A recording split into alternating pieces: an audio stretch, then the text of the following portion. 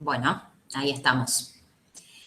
Les contamos un poquito cuál es nuestra idea para el encuentro de hoy. Como ya les habíamos adelantado en ese pequeño cronograma que les compartimos a través del aula virtual y que comentamos, que recorrimos en ese primer encuentro del viernes 14 de mayo,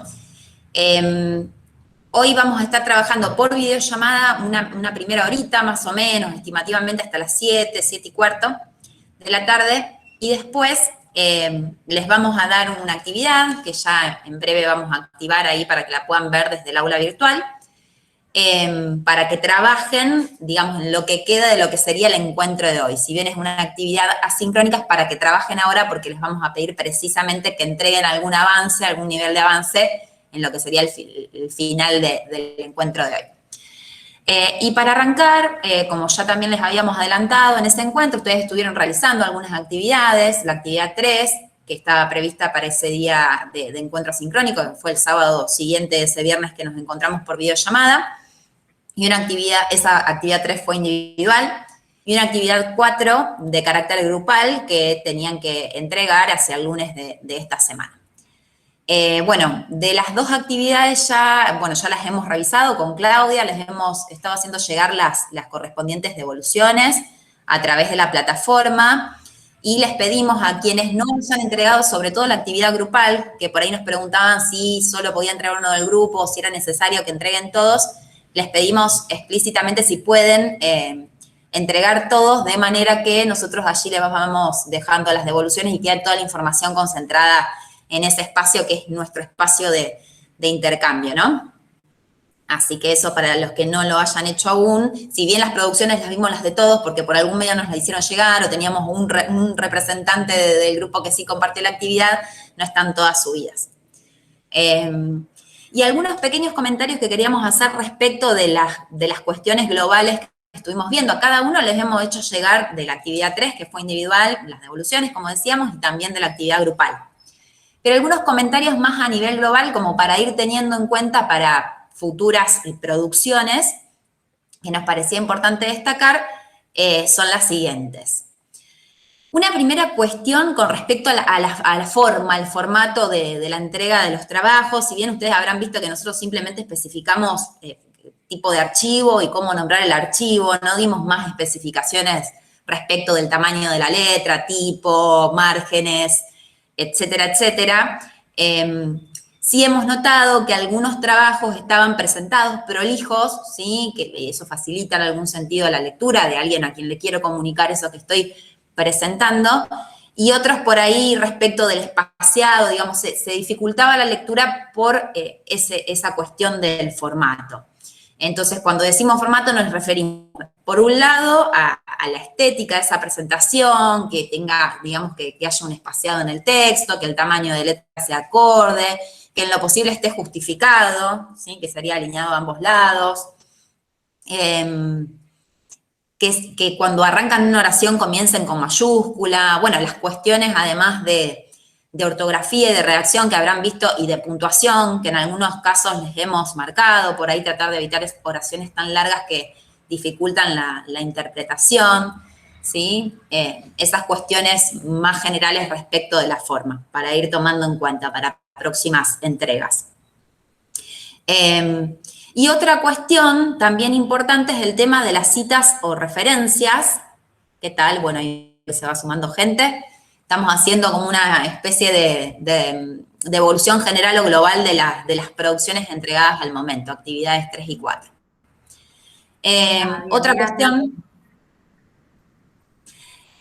Otra cuestión no menor es el tema de las citas y las referencias, ¿sí? Vamos a tomar como base las normas APA.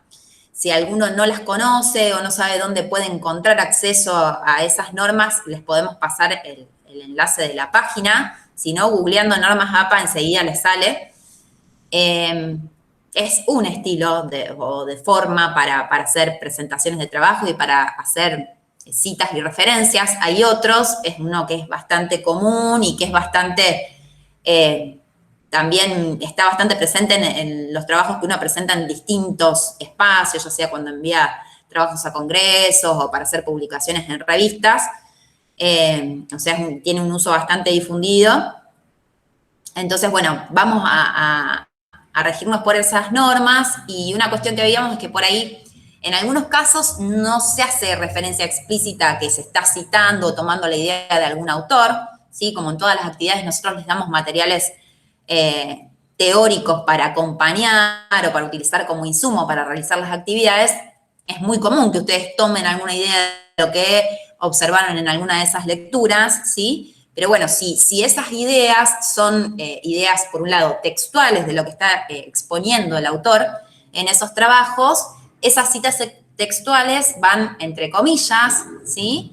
Y como información, digamos, a continuación de esa cita, lo que se indica es el autor, ¿sí? El apellido del autor o de los autores, el año y el número de página de donde se está tomando esa cita, ¿sí? En particular, si son citas de más de 40 palabras, eso se pone como separado del texto, se hace en un párrafo aparte, que está entrado un poquito en los márgenes, digamos, todas esas cuestiones finas de cómo hacer las citas las van a encontrar en la página de normas APA también. Si son parafraseos, bueno, que el parafraseo sea un verdadero parafraseo, porque por ahí, ¿qué pasa? Quieren poner una cita, pero no del todo textual, porque quieren cortar una parte. Entonces, por ahí lo que sugerimos es que traten de ponerlo en términos de ustedes, ¿sí? Y entonces ahí digo, bueno, estoy tomando la idea del autor, pero la estoy poniendo en mis palabras. Entonces ahí estoy haciendo un parafraseo de esa idea, y ahí no hace falta encomillar, digamos. Se pone la idea y se indica el apellido del autor o de los autores y el año.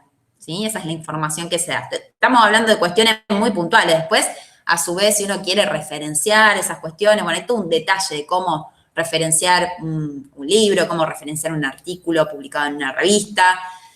Todo ese detalle lo van a encontrar, pero sí, cuando van a tomar alguna idea, citarla correspondientemente y distinguir en cada caso si es una cita textual o es un parafraseo. Con respecto al contenido, en lo que corresponde a la actividad 3, si bien acá, digamos, reconocemos que quizás que en la consigna no estaba del todo claro, notamos que en muchos casos faltó hacer una contextualización de la actividad. Nosotros les habíamos pedido cosas puntuales como el año, el área, la asignatura, pero por ahí ahondar un poquito más, hacer una pequeña caracterización del docente, de los estudiantes, ¿sí? Ya sea en el momento que uno hace esa breve descripción de la actividad, la contextualización, o incluso en la consigna específica cuando ustedes hacían referencia a los vértices de ese triángulo, ¿sí? Una pequeña caracterización de los actores, ¿sí? Que participan o que forman parte de esa situación didáctica, siempre viene bien porque nos permite a nosotros adentrarnos en eso que ustedes están contando. Con respecto a los saberes, ¿sí? En el vértice de los saberes, lo que nos hemos encontrado es que en algunos casos ponían cuestiones conceptuales, procedimentales, o que más bien hacían referencia a una especie de jerarquización o secuenciación que hace el docente, ¿sí? Cuando pensamos el saber, en realidad estamos pensando en términos más generales, como si fuese el saber institucionalizado dentro de la disciplina específica, ¿sí? Es ese saber cómo lo conseguimos dentro de la matemática, como si lo pensásemos como matemáticos, ¿sí? No tanto como uno lo puede describir como parte o como un pedacito de lo que aparece en el diseño curricular, o como uno a lo mejor lo tiene en sus planificaciones, porque esa forma de expresarlo ya implica que hubo un desmenuzamiento o una transformación por parte del docente. ¿Para qué? Para poder hacer ese contenido accesible a sus estudiantes, ¿sí? Entonces, cuando pensamos en los saberes, pensamos en términos más generales de ese saber y bien en conexión con la disciplina, como saber institucionalizado, ¿sí? En la matemática, en la física, en la química. Entonces, muchas veces, en muchos de los casos, los comentarios que les dejamos es que el modo en que ustedes expresaban los saberes en realidad tenía que ver más bien con esa trama conceptual que elabora el docente y que tiene que se vincula más bien con la arista saberes docente. Vos, Claudia, interrumpime todo lo que sea necesario, si me estoy olvidando de algo, cualquier cosa, Está bien. sale adelante. Y con respecto a la consigna puntual donde se pedían que hagan una aclaración o una profundización sobre la arista ahí que relaciona el docente con el contenido para enfocarnos en las cuestiones de la relación contenido-método. Ahí habíamos aclarado que podían usar como referencia la lectura del capítulo de Edelstein, que habla de el constructo, construcción metodológica. Entonces, un poco la propuesta era que expresaran alguna reflexión acerca de la relación entre los contenidos y la metodología, que ustedes aplicaron en el contexto, ¿no?, de esa situación que presentaron.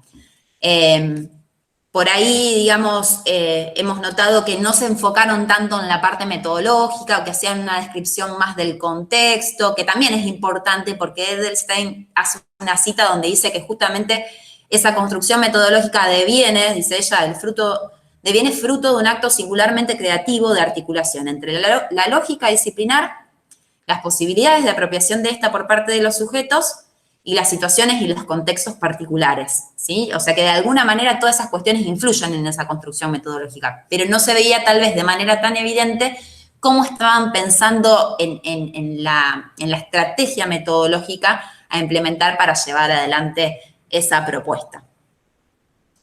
Eso con relación así de manera muy general a la actividad 3, y de la actividad 4, cuestiones más puntuales tal vez, cuando les pedíamos armar esta especie de línea de tiempo, línea histórica, con los distintos hechos que aparecen ahí, que fueron dando lugar a la aparición de las distintas escuelas. En algunos casos simplemente identificaban el siglo. Entonces, ¿qué pasaba? Había más de una escuela o más de un modelo que estaban más o menos en el mismo siglo, y entonces poniendo solo como referencia al siglo no era posible hacer una reconstrucción de eso en una línea de tiempo. Entonces, dar un poquito más de detalle, años, estimativo. Y otra cuestión ahí que notamos, como les dimos más de una referencia teórica, en algunos casos hacían como una diferenciación muy marcada de cuándo estaban mirando un texto o cuándo estaban mirando otro. Justamente si uno aporta como insumo más de un material, es para que puedan de alguna manera integrar los aportes de esos distintos insumos que le estamos dando, pero que precisamente en la escritura eso tenga una especie de coherencia interna, que haya una conexión entre un párrafo y otro, más allá de que lo estoy tomando de un texto o del otro, ¿se entiende? O sea, poder hacer esa mirada de síntesis o integradora de los distintos materiales que tuvimos que leer, por ejemplo, para resolver ese punto de la actividad, donde se hacía referencia puntualmente a los hechos relevantes en el cuestionamiento de la identidad de la didáctica. Eso, digamos, a modo muy general. No sé, Claudia, si me olvidé algo, ¿querés agregar algo más? No, porque toda esta cuestión de la cuestión formal de la presentación, hacemos un poco un mea culpa, porque esto es simplemente un comentario para mejorar las presentaciones. Nosotros no se lo habíamos solicitado.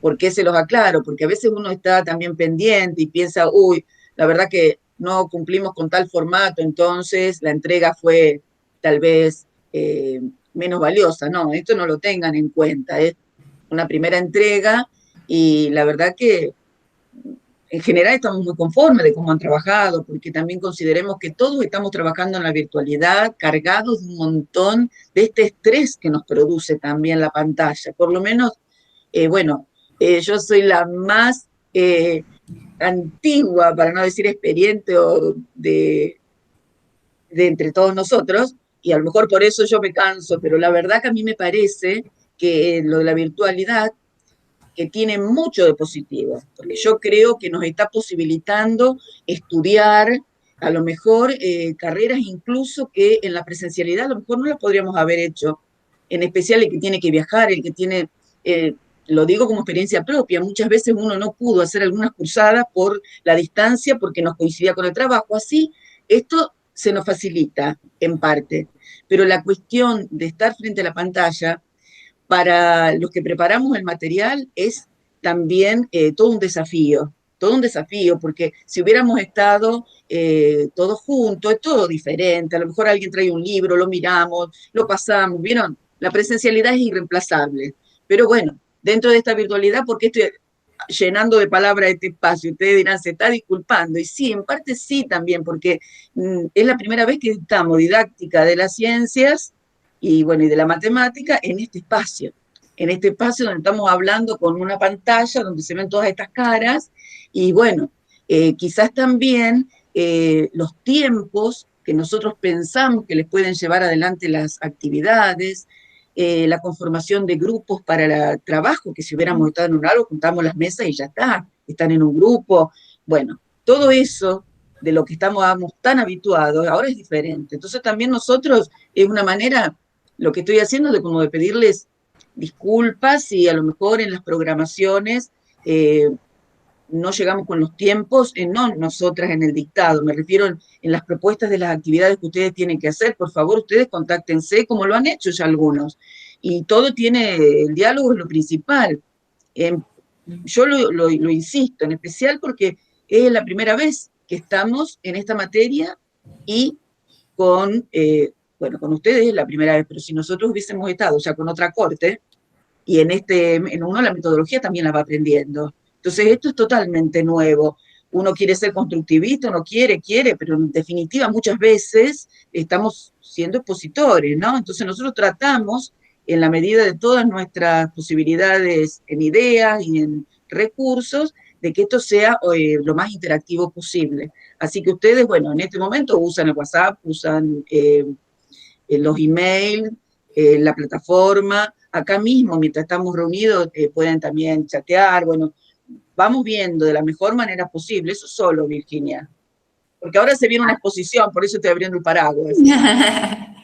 No, sí, justamente eso, digamos, nosotros pensamos por ahí, esto como también fue aclarado en ese primer encuentro, el tema de los tiempos, de los plazos para las entregas, entendemos, ahí decía recién Sebastián que es un mes complicado para los docentes el mes de junio, sí, la realidad que sí. La realidad es que sí, muy complicado, sobre todo para los que trabajan en niveles donde está toda esta cuestión de la incertidumbre, si es virtual, si volvemos a la presencialidad, si la bimodalidad, qué está pasando, o sea, es un mes complejo en muchos sentidos, así que bueno, todas las cuestiones, ni hablar, trabajar en casa con los niños ahí rondando.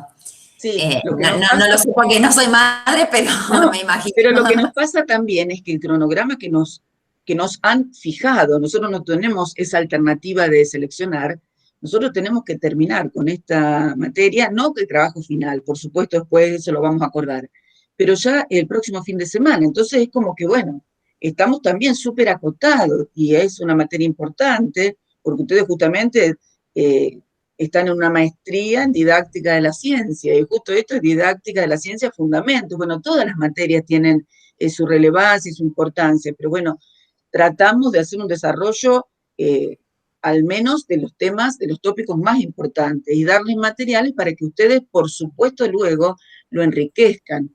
Y eso nos ha pasado como estudiantes a nosotros también, con Virginia. Uno, bueno, da algunos lineamientos y luego cuando va a profundizar algunas de las cuestiones, obvio que tiene que ir a buscar bibliografía. Bueno, nosotros también tratamos eso, de darle la mayor cantidad posible de material que tenga relación con lo que estamos trabajando, ¿sí?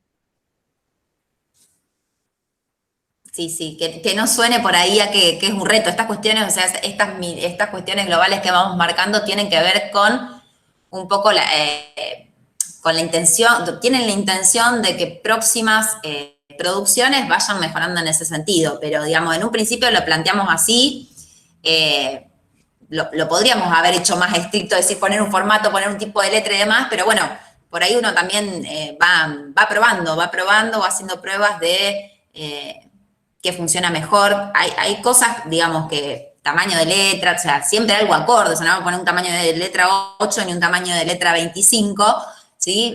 Son cuestiones, digamos, más o menos, uno cuando presenta trabajo en un congreso, una revista, como decíamos antes, esos formatos van cambiando levemente, pero siempre pensando en un tipo de escritura, tanto en la forma como en el contenido, que sea académico, que se aproxime a lo académico, ¿sí? Pero no, y lo mismo con las observaciones, digamos, más a nivel general de las distintas actividades que estuvieron produciendo, que entendemos que es muy valorable, sobre todo lo que tiene que ver con una producción grupal, que hasta incluso han tenido que interactuar con compañeros que a lo mejor ni los conocen, entonces eso también es todo un desafío.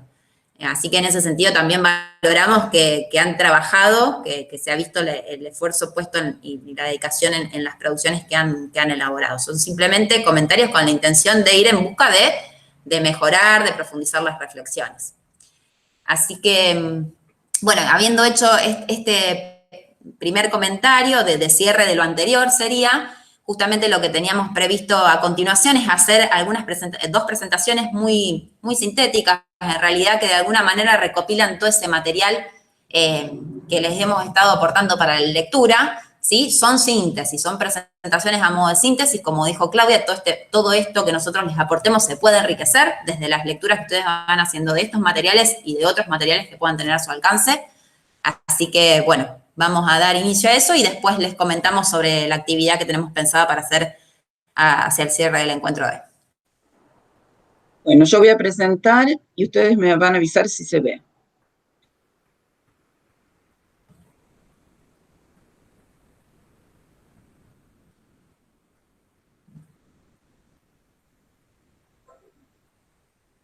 Ahí está presentando, Claudia. ¿Sí? Sí, ahí ya se ve. Se me fue al final. Disculpen, pero bueno. En realidad esta presentación, que ahí pasamos ya un montón de texto, la idea que seguimos con Virginia es que esto les sirva a ustedes de síntesis. Entonces también no lo voy a leer ni vamos a decirlo textual, por supuesto, vamos a hacer un recorrido porque en realidad todo este trabajo que vamos a ver, ustedes ya han leído casi todo esto. Vamos a comenzar. Es la didáctica, la delimitación epistemológica. Cuando ustedes desarrollen en la materia epistemología, van a poder enriquecer mucho esto. Lo mismo los que han hecho o no la materia con Carmen Peme, teoría del aprendizaje, o como la llamen en esta corte, también lo van a poder enriquecer desde la cuestión psicológica de cómo el sujeto aprende. Ustedes han leído un poco de historia de esto, de cómo la didáctica se fue conformando en una disciplina científica y cómo ha validado desde la epistemología esos conocimientos. Y en el texto de Sanjurjo, ustedes vieron sobre la antigua Grecia, la cuestión de la mayéutica como metodología a través de la cual, en la academia griega, a través del diálogo, el maestro lograba que salieran a la luz en el discípulo como un proceso de construcción los conocimientos, a través de ese diálogo como un interrogatorio reflexivo. Esto es muy similar al constructivismo. Lo puse con toda esa intención, porque en el texto de Sanjurjo aclara que la diferencia con el constructivismo es que para los griegos el conocimiento era innato. Entonces, como primer método de enseñanza, podemos pensar en esto de los diálogos. Voy a hacer un salto bastante grande y me voy a ir con el texto de Davini a la cuestión de la base normativa, que ahí vamos a empezar, como dice ella, y lo estoy parafraseando, dice uno de los puntos centrales en la definición epistemológica de la didáctica es la cuestión de la base normativa, es decir, de esa cantidad de reglas, de esa cuestión de la disciplina, de la conducta, que permite llevar a cabo la enseñanza de una manera eficaz. Y ahí nos encontramos con el primer representante, que es Comenio, con su didáctica magna del año 1657. Hasta allá me remonto. Él presenta en esa obra esta cuestión del enfoque normativo, donde a través del disciplinamiento de la conducta, los estudiantes aprenden. ¿En qué se basa? Se basa, ahí voy mencionando algunas de las corrientes epistemológicas que ustedes ya van a desarrollar. A lo mejor alguno en su formación de grado también ya lo ha visto, por supuesto. El sensual empirismo de Bacon, donde se enfatiza que se aprende a través de los sentidos. Y el realismo pedagógico de Radke, donde la enseñanza va siempre de lo simple a lo complejo. Bueno, ahí dice de lo fácil a lo difícil, de lo conocido a lo desconocido. Y algo importante es también que sobre la uniformidad de todas las cosas en el aprendizaje, como la edad, dice el método de enseñanza, los libros, miren, yo hasta me atrevo a decir hasta el uniforme. Y ahí nos aparece la idea de la enseñanza tradicional. Y en la imagen uno puede ver que son todos varones, todos vestidos iguales, sentados, bueno, eso no nos sorprende tanto porque en la escuela actual sigue habiendo mucho de enseñanza tradicional, mirando hacia adelante, ahí el docente, pero bueno, nosotros tratamos de utilizar otra metodología y no este disciplinamiento de la conducta. Salto, y ustedes ya lo han leído también, a Herbart, me voy al siglo XIX. Y aunque salto de tiempo bastante, sin embargo, para Herbart también el proceso de la instrucción lo utiliza como la transmisión de saber, o sea, como método de enseñanza. Y aunque están lejanos Comenio de Herbart, sin embargo, conforman lo que es el discurso de la didáctica de base normativa. En el caso de Comenio lo hace desde esa utopía pedagógica, de eso de enseñar todo a todos, con una base, en el caso de Comenio, religiosa. En el caso de Herbart, muy similar, pero una base del humanismo ético y no religioso. Ambos conservan esto de la normatividad, tanto de los fines de la educación como de la construcción de los valores. Hay una aclaración que también el discurso de la didáctica en este periodo aclara que es la responsabilidad de los estados nacionales el sistema educativo. Y se menciona a Durkheim, ahí hay un error, falta una H antes de la E, que representa esta línea, y él considera la educación moral, racional y laica. Bueno, esto entonces como una breve síntesis de la enseñanza tradicional. Si pasamos ahora ya a fines del siglo XIX, inicio del XX, tenemos lo que llamamos escuela nueva. Esa escolaridad pública que surge, el liberalismo político, los avances del conocimiento de la psicología del desarrollo posibilitaron diferentes experiencias, que nosotros podemos hablar de las experiencias de Montessori, cuando yo les comentaba que si estuviéramos en la presencialidad nos transmitimos y nos prestaríamos los libros.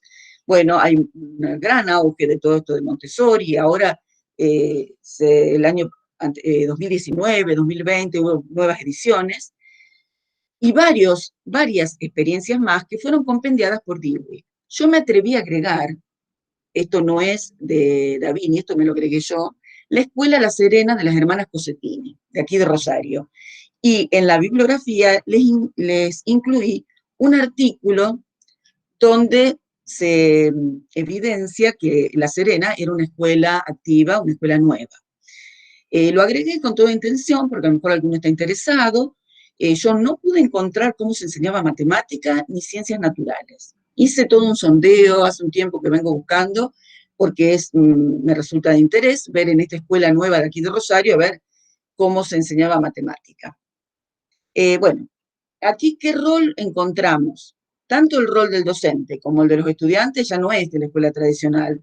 Ambos tienen roles activos. El docente es orientador, facilitador, guía, y los estudiantes aprenden a través de la observación, del experimento, de la manipulación. Aquí estamos desde lo epistemológico con el pragmatismo. Si avanzamos, tengo por allí algún inconveniente, ahí estamos. Bueno, hay una distorsión ahora con esa armonía que presentaba la escuela nueva.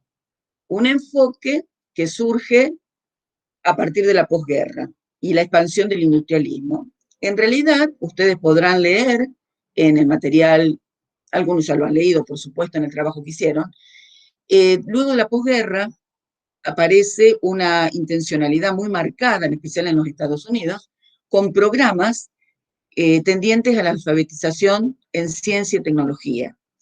Y eso fue lo que produjo esta cuestión del enfoque tecnicista y de la escuela tecnocrática. En realidad, bastante diferente a lo que veníamos comentando de la escuela nueva.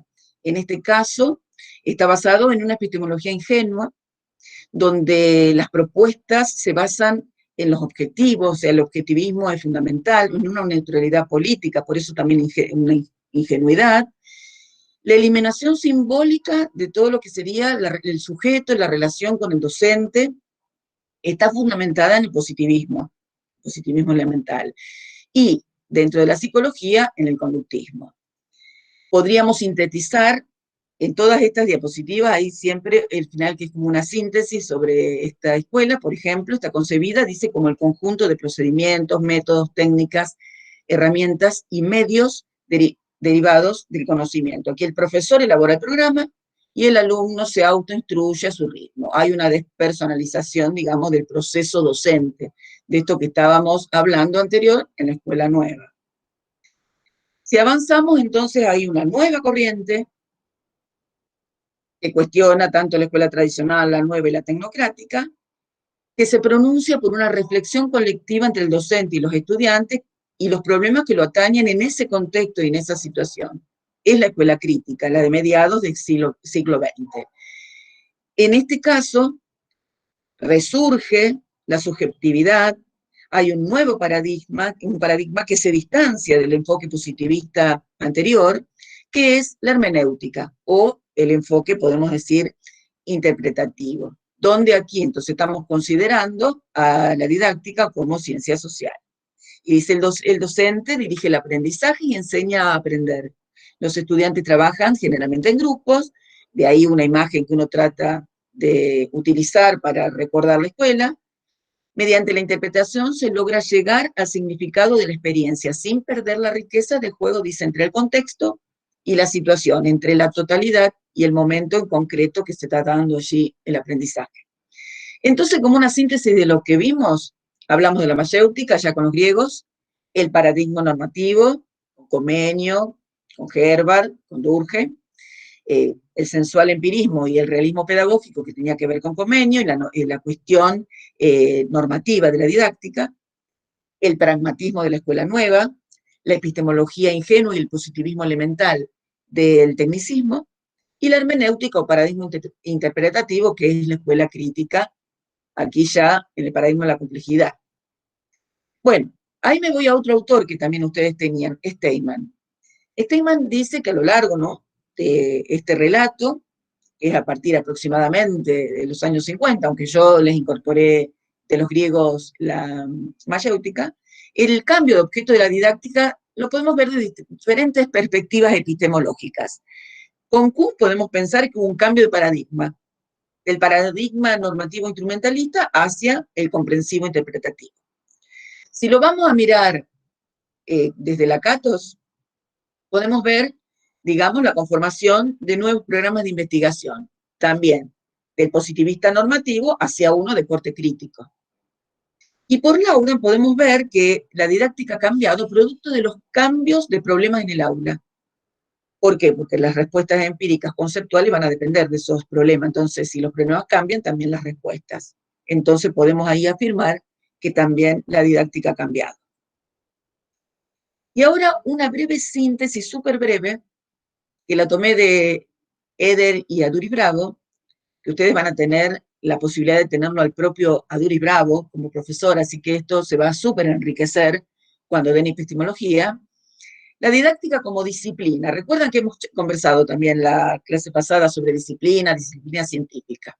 Según Eder y Aduris, hasta los años 50 la didáctica la podemos considerar como una doctrina de la enseñanza. Ya en los 70 hay un predominio del tecnicismo, como recién lo vimos, y esta didáctica general es como que se esfuma y se transforma en teoría del planeamiento, teoría de la conducción del aprendizaje, la teoría de la evaluación. En los 90 es cuando hay una ruptura definitiva con el paradigma normativo y entra la disciplina didáctica general en crisis. Se reafirma ese carácter social de la didáctica como ciencia social, pero sin embargo, aunque hay producción de conocimiento, es un campo de difícil reconocimiento por otros especialistas. Por eso entonces está en esta cuestión de crisis. Ya en los 90 se abandona definitivamente la prescripción para posicionarse en el paradigma de la interpretación, interpretativo. Y hoy en día, la didáctica es concebida, según Eder y Aduris Bravo, como una teoría acerca de las prácticas de la enseñanza, significadas en los contextos sociohistóricos en que se inscriben. Y como tal, es una ciencia social. Acá tiene mucho de lo que vimos en la escuela crítica. Finalmente, también Díaz Barriga, en estos artículos que nosotros vimos, está mencionado, la didáctica como disciplina científica, y él toma tres aspectos. El aspecto teórico, o sea, como una disciplina teórica, porque responde a concepciones amplias de la educación, de la sociedad y del sujeto, como disciplina histórica, porque las propuestas están en un contexto, en un momento histórico específico, y una disciplina política porque la propuesta se entrelaza en un proyecto social, y como proyecto social siempre va a ser político. Finalmente, como disciplina científica van a poder encontrar un texto de Aduris Bravo, el otro que recién mencioné de Derias Duris, para finalmente entonces concluir que la didáctica es una disciplina científica, porque integra campos de conocimiento con una estructura peculiar, que se pone de manifiesto a través de los resultados de las investigaciones y que se agrupa, digamos, esas investigaciones en torno a las investigaciones y una comunidad especializada en cada una de esas temáticas, de esas líneas de investigación. Bueno, y finalmente allí le anotamos los textos de donde hemos obtenido esta síntesis. Dejo allí de presentar, vuelvo. Entonces, es un poco la síntesis que nosotros pretendemos que les sirva a ustedes como un insumo. Y por allí, como están aclarados, aclaramos los autores para que ustedes, si eso les es útil, buscan el autor que está debajo indicado. En el caso de La Serena, yo me atreví a agregarles un artículo que en realidad es un artículo del 2016 en base a un libro que yo no pude conseguir, que es del 2014. Pero me pareció interesante porque ese libro, si lo consiguiéramos, son 3 trabajos que tienen que ver con la Escuela de La Serena. Así que bueno, con eso le doy la palabra a Virginia, así lo seguimos aturdiendo un poquito con las presentaciones. Bueno, ahí pongo para compartir, me dirán ustedes cuándo se puede ver. Perdón, las presentaciones van a subir al aula. Sí, sí. Y ahí, sí, hace un ratito ahí ya activé todo en el aula para que puedan tener acceso, incluso a la consigna de la actividad que vamos a presentar a continuación, así que esto va a estar todo disponible. ¿Se ve perfecto? ¿Se ve? Bárbaro.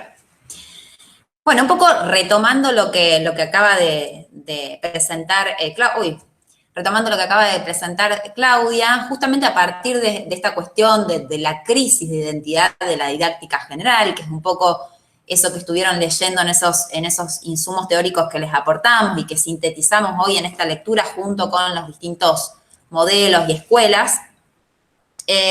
Bueno, surge a partir de ese cuestionamiento las disciplinas, las didácticas específicas, ¿sí? Surgen, van emergiendo las didácticas específicas a partir justamente del cuestionamiento de la identidad de la didáctica general. Aparece allí, de acuerdo a lo que plantea Davini, una cuestión que tiene que ver con, bueno, hay algunas controversias, tensiones, por delimitar el ámbito de la didáctica general y de las didácticas específicas. ¿Sí? Discusiones, tensiones, hay algunos que se enfocan en uno de los dos extremos, otros que tratan de pensar una visión que involucre una mirada más conciliadora, ¿sí? Pero entonces, precisamente, ¿cómo es que emergen estas didácticas específicas? A partir de esa ruptura del paradigma normativo que hace que entre en crisis el objeto de estudio de la didáctica general, ¿sí? Y entonces ya desde un paradigma interpretativo crítico conviven el interés práctico con el emancipatorio, donde se concibe justamente a la didáctica general como ciencia social, ¿sí? Y emerge entonces de esa crisis las didácticas específicas que empiezan a ganar terreno en lo que tiene que ver con las implicancias prácticas de esas cuestiones que empiezan a perder valor, que tienen que ver más con lo prescriptivo o con lo normativo. Tenemos como dos tradiciones. Por un lado, la tradición europea que concibe que la didáctica es parte de las ciencias de la educación, ¿sí? Mientras que desde la tradición anglosajona se piensa que la didáctica es una aplicación de la psicología de la educación. Esta aclaración es importante porque más allá de los términos que a veces se usan y que eso lo vamos a seguir trabajando un poco en el encuentro de mañana, es importante cuando uno va a leer a algún autor por ahí saber desde dónde está parado, cómo se está concibiendo, o sea, cómo se piensan los orígenes de la didáctica, dependiendo de si estamos en una tradición o en otra. Pero concretamente lo que se empieza a plantear es que, digamos, a partir de esta década de los 80, con esta crisis del paradigma normativo, se empieza a, digamos, a cuestionar el objeto de estudio de la didáctica, se abandona esa lógica de la prescripción y justamente se abandonan esas recomendaciones generales, ¿sí? Hacia las formas concretas de intervención en la enseñanza, es decir, empiezan a ganar terreno en ese sentido las didácticas específicas, ¿sí? Dejan de ser un campo de aplicación de la didáctica general para empezar a constituirse con identidad propia, ¿sí? De manera contemporánea a esta crisis de la didáctica general. Entonces se empiezan a construir nuevos conocimientos didácticos que se vinculan particularmente, cuando hablamos de específicas, a qué hace referencia esa especificidad. Bueno, en particular, ¿sí? Ahí Davini habla de distintas didácticas especiales. Ella habla de las didácticas del nivel, dependiendo de la edad, de los sujetos a los que va dirigida, pero cuando hablamos de las didácticas específicas nos referimos puntualmente a la especificidad del contenido a enseñar. Tanto así que ese nuevo conocimiento que se construye dentro del campo de la didáctica, de las didácticas específicas, en algún punto o en algunos enfoques empieza o tiene esa tendencia a independizarse de manera absoluta de toda teoría general, de toda didáctica general, de toda normativa o recomendación en el plano de lo general, ¿sí? Entonces, bueno, como para sintetizar todas estas cuestiones de las que venimos hablando, ¿cuáles son esos problemas teóricos que están dando vueltas o circundando un poco esta cuestión de la emergencia de las disciplinas específicas? Bueno, por un lado aparece esta cuestión, allá por la década del 70, como recién mencionaba muy bien Claudia, del enfoque eficientista tecnocrático, donde aparece el currículum centrado en los objetivos, que eso de alguna manera obturó, digamos, poner el foco, reflexionar sobre el conocimiento, sobre la especificidad del conocimiento. Por otro lado, desde los enfoques críticos y hermenéuticos aparece un nuevo significado del currículum que involucra nuevas dimensiones, ahí aparece lo técnico, lo político, o sea, no solamente lo técnico, sino que también se agrega lo político, lo actual, lo histórico, el aula, la institución, aparecen como nuevas dimensiones para el análisis del currículum. Y aparece así también, digamos, una visión de la didáctica que, digamos, es tanto lo que aumenta el caudal interpretativo, ¿sí? Un poco del objeto, de la didáctica y de las cuestiones en las que se pueden aplicar los conocimientos que surgen a partir de esa didáctica general, que empieza como a analizarse desde distintos enfoques y de manera muy fragmentada. Entonces, y muy en el plano de lo teórico. Entonces, justamente empiezan a perder lugar, ¿sí? En el plano de la acción. Y entonces ahí es donde van tomando ese lugar las didácticas específicas. Un poco también como, digamos, planteando un problema desde el enfoque de las didácticas específicas, ¿cuáles pueden ser los riesgos? Bueno, que justamente esas didácticas específicas a veces focalizan tanto su atención en alguna de las dimensiones del problema de la enseñanza, que sabemos que es complejo, en el cual concurren múltiples aristas. Entonces, el hacer foco en alguna de esas dimensiones particulares del problema justamente lleva al riesgo de que se pierda la visión total del fenómeno. Entonces, Davini habla de fugas en dos sentidos. Por un lado, aparecen las megateorías, ¿sí? Desde el enfoque de la didáctica general, en un extremo, digamos, llevado a un extremo, las megateorías, que de alguna manera intentan explicar o dar o recuperar la relevancia, el rol, el objeto de estudio y de conocimiento de la didáctica general. Y en algún sentido, las fugas, tanto por el lado de las megateorías como de las teorías fragmentarias que vamos a abordar a continuación, aparecen, digamos, como puntos a favor o ventajas, ¿sí? De estos enfoques y algunas desventajas. Entonces, desde la ventaja, digamos, ¿a qué aportan estas megateorías? Y bueno, que permiten hacer una mirada integral, ¿sí? Que habilita una comprensión crítica de ese objeto de estudio desde un punto de vista integral, que hay un discurso que tiende a unificar, a comprender las prácticas, la complejidad de las prácticas abordadas desde la totalidad, ¿sí? Y también que aparecen estas teorías curriculares que incluyen esos distintos factores que influyen de algún modo en el campo de las ciencias de la educación y en particular en la didáctica. Por otro lado, como puntos en contra, digamos, de posicionarse en este enfoque extremo, ¿sí? Estamos hablando como de fugas en dos sentidos, mirando los extremos de la vara, ¿no?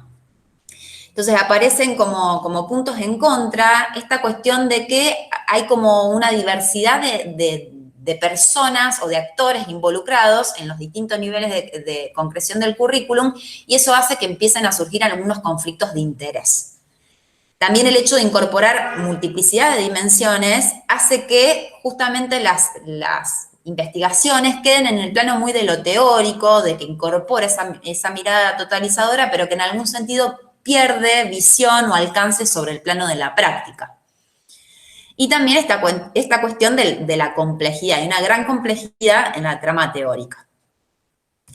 Por otro lado, desde el punto de vista de las teorías diafragmáticas, en el otro extremo de la vara sería en el campo de las didácticas especiales. Me olvidé de mencionar que, digamos, en el enfoque de las megateorías, un referente es Sacristán, que también está mencionado en el texto de Davini.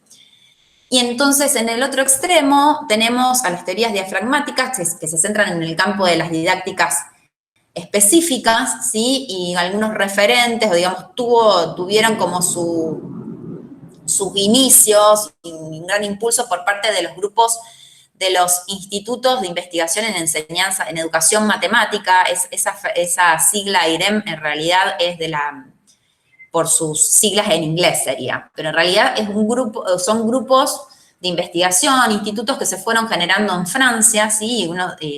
Algunos de los precursores más reconocidos son Chevallard, Brousseau, entre otros. Bueno, también como puntos a favor y en contra de estos enfoques que están posicionados desde las didácticas específicas, aparece por un lado como punto a favor la cuestión de la definición a partir o en función de los contenidos disciplinarios de enseñanza. Estas teorías o estos enfoques empiezan a postular o a construir marcos conceptuales propios, ¿sí? Que tienen significación específica para los contenidos específicos que involucran, pero que al mismo tiempo aportan a otros campos de otras disciplinas.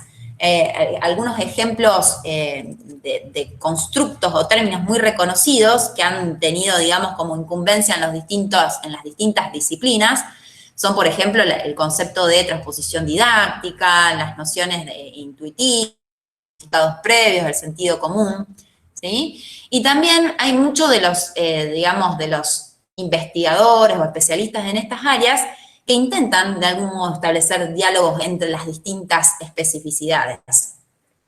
Por otro lado, como punto en contra, podríamos decir que las propuestas, digamos, más vinculadas a lo normativo, están desvinculadas de la didáctica global. O sea, no está pensado en términos de recuperar lo que sí tiene de bueno, lo que sí nos puede aportar esta mirada más totalizadora.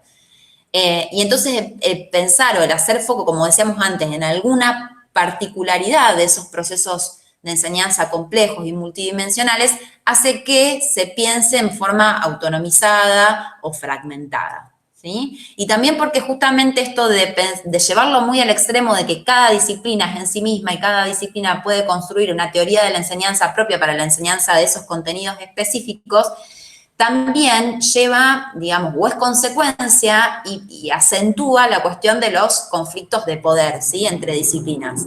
Sin ir más lejos, siempre está esta cuestión de, bueno, que hay materias, ya sea en primaria y secundaria, que son más importantes que otras. ¿Por qué? Digamos, hay una cuestión ahí de conflictos de poder entre distintas disciplinas. Por último, y como para ir cerrando, lo que plantea la autora al cierre de este material, este artículo que les compartimos, en realidad es un capítulo de un libro, perdón, un artículo, ella hace como, o plantea algunos interrogantes que tienen la intención de ir aportando hacia una visión conciliadora, ¿sí? Entre el enfoque de la didáctica general y de las didácticas especiales, ¿sí? Entonces, algunos de esos interrogantes tienen que ver con cuál es la utilidad o la significación de la participación de los especialistas, ¿sí? De las didácticas específicas, si esas propuestas pueden desarrollarse como un diálogo entre psicólogos y especialistas de las distintas disciplinas, es decir, cuál sería el aporte ahí en ese sentido.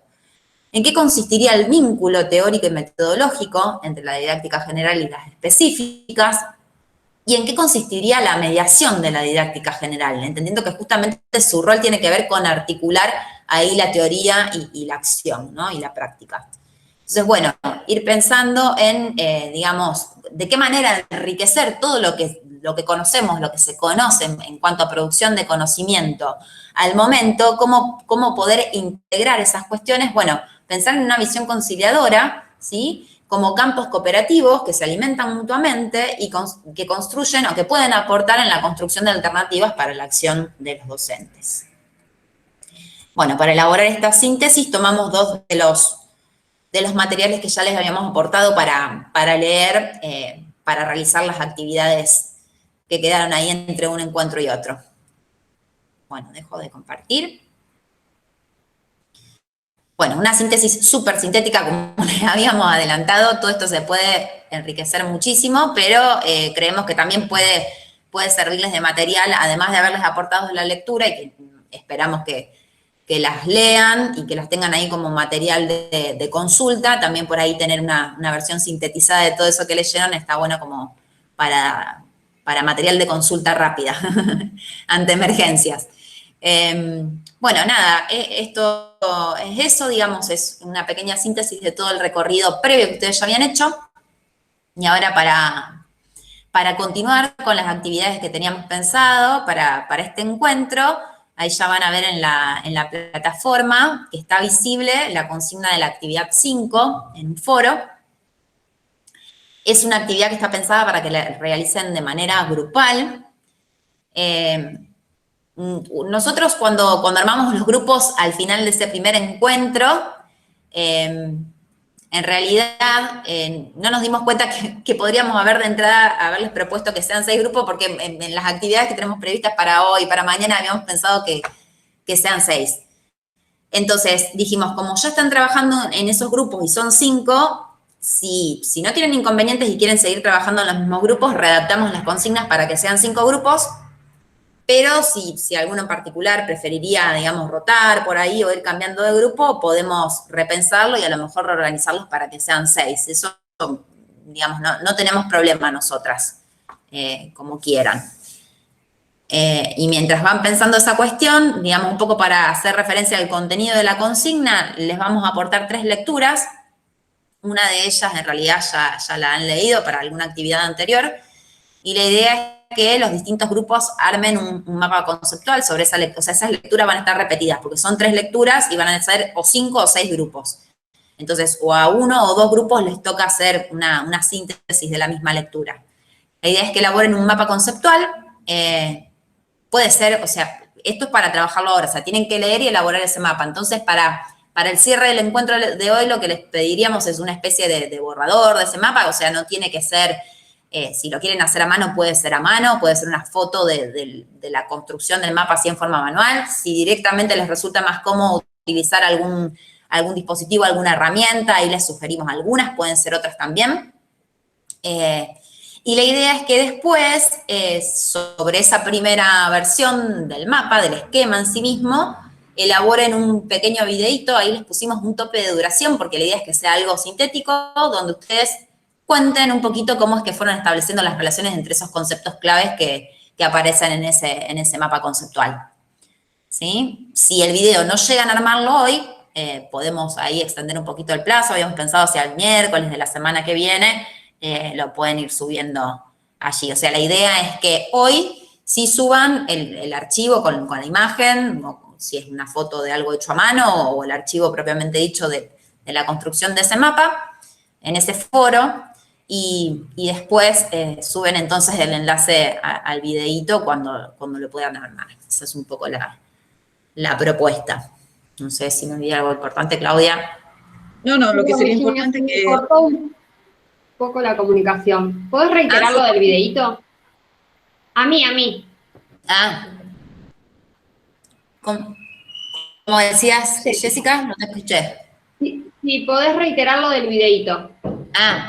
Que la idea es que en una segunda instancia, después de elaborar ese mapa conceptual en borrador, o ya pasadito en limpio, con algún programa que ustedes lo quieran elaborar, la idea es que expliquen cómo construyeron, o sea, cómo están pensadas las relaciones o vinculaciones entre conceptos que explicitan en ese esquema. ¿Sí? En un videito de unos 6 minutos, pensamos, si son 7 tampoco hay problema, pero algo bien acotado donde Y acá les pedimos que los distintos integrantes del grupo también tengan participación en ese video y puedan contar precisamente cómo es que lo elaboraron.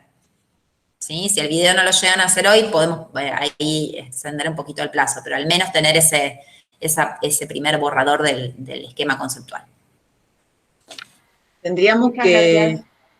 que definir si quieren seguir con los mismos grupos, si prefieren rotar, como ustedes quieran, así nosotros también nos adaptamos y reorganizamos, digamos el día de mañana reorganizamos, pero bueno, ustedes nos dirán.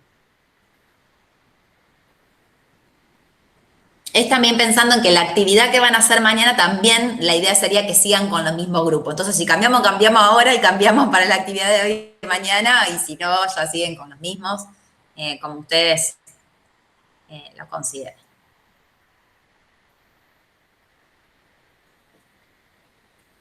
¿Quieren Bueno, anotarlo? ¿Quieren decirlo o quieren anotarlo en el chat? Yo no tengo problema en seguir con el mismo grupo, pero como quiera la mayoría. Claro. quizás que si alguno tiene algún problema no se va a animar a decirlo acá, estoy pensando. Claro, Si sí. no, nos pueden a lo mejor enviar algún correo, si no interpretamos que siguen trabajando en los mismos grupos. Si alguno tiene alguna cuestión particular o prefiere cambiar, bueno, nos lo avisan por mail, que también les tenemos que enviar, Claudia, no sé si querés cortar ahí la grabación. Ahí voy.